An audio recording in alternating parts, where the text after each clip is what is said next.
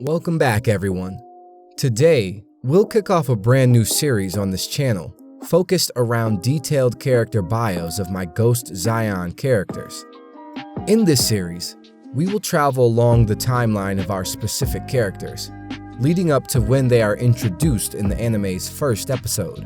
So strap in, grab some popcorn, kick your feet up, and follow along as we dive into our first story. Issa Anwa's story starts from a place of colossal darkness and sorrow. On the same day he was born, he lost his parents and was orphaned. Because of his parents' standing in Zion's chain of command, Kwame, the Maji Special Forces commander, Amari, a Crystal Guardian, their marriage and child were shrouded in secrecy. Hidden from the council, the only people who knew of Issa's birth was Amari's wet nurse and Kwame's twin brother, Odion. As the final hours of Zion's summer season dwindled with the setting sun, Amari suffered through 14 hours of labor, bringing Issa into this world. The joy of seeing her baby boy wiped away all the pain she had just endured. But that blissful moment was immediately ripped away when the golden city of Ta fell under attack. Amari and Kwame didn't know it, but this would be the last time they saw their child. During the battle, both Kwame and Amari would sacrifice their lives to save the city.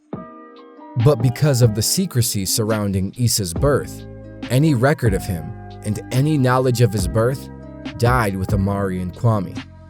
It was as if he never existed. Years later, growing up on the streets of Mdala, Issa, like many of the orphan children in the town, had to scratch and claw to survive. Mdala was still a young, growing city. Many of its residents were refugees from the War of the Five Kingdoms.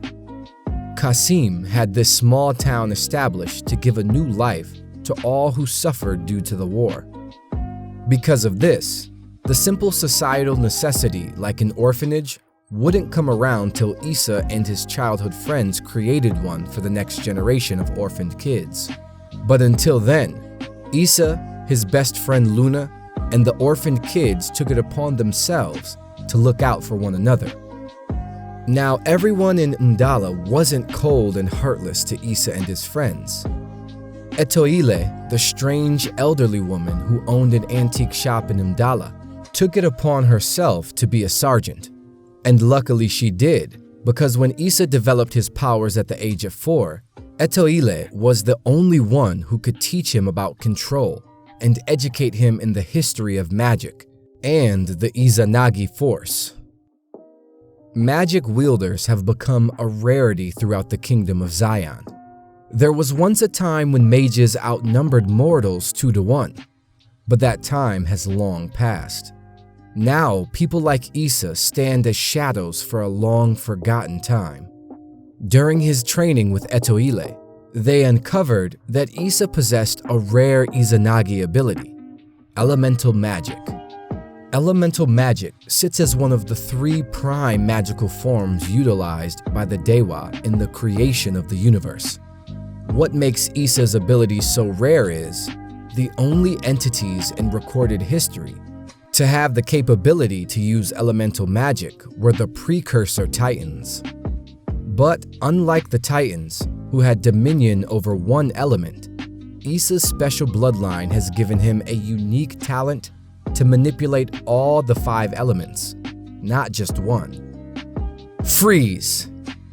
We're going to put a pin in this story beat, because if we continue down this road, we will be treading into massive spoilers for the main story. So let's get back to Issa's adolescent years in Mdala. Around the time Issa turned 7, Nairobi, Queen of Zion, created ZETCO, Zion Council for Educational Opportunity. This program would hyper-rail disenfranchised kids from neighboring cities to Ta to experience a better education they could not get back home. Because Issa had no citizen record, he couldn't partake in this program with his friends. Etoile saw this and let Issa work in her shop while Luna and the other kids were hyper-railed to Ta. It was hard for him to watch his friends leave every day, but Luna made it her mission to share everything she learned with ISSA.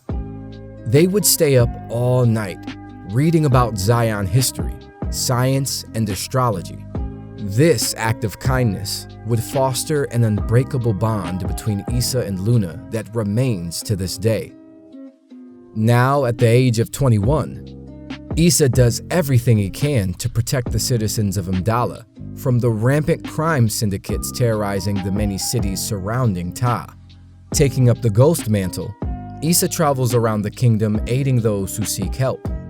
When he is not doing this, he helps Luna operate her dumpling spot and teaches at the orphanage run by their childhood friend Tootie. Deep down though, ISSA is haunted by whispers of his past. And when the Golden City falls under attack again, this time by the mysterious Kaje organization, those whispers haunting ISSA are brought into the light. Thanks for checking out the first of this new series spotlighting Ghost of Zion's main characters. The next character we will be focusing around is Zozi Mbasa, Princess of Zion. Leave a comment down below telling me what you think. Don't forget to like and subscribe to the channel.